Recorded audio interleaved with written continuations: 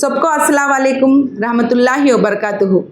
మన అందరికీ ఎంతో పవిత్రమైన ప్రత్యేకమైన మాసం మాహే రంజాన్। ఇది కేవలం ఉపవాసం ఉండే నెల మాత్రమే కాదు, మన హృదయాలను శుభ్రపరుచుకునే నెల, మన ఆత్మను బలపరుచుకునే నెల।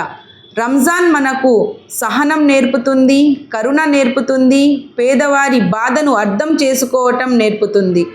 రోజంతా ఉపవాసం ఉండటం ద్వారా ఆకలి విలువ తెలుస్తుంది, నీటి విలువ తెలుస్తుంది, అల్లా ఇచ్చిన ప్రతి ఒక్క నియామత్ విలువ తెలుస్తుంది। ఈ యొక్క పవిత్రమైన మాసంలో నమాజ్ క్రమంగా చదవాలి, ఖురాన్ తిలావత్ ఎక్కువగా చేయాలి, సదఖా జకాత్ ద్వారా పేదవారికి సహాయం అందించాలి, మన మనసులో ఉన్న ద్వేషాన్ని కోపాన్ని దూరం చేయాలి।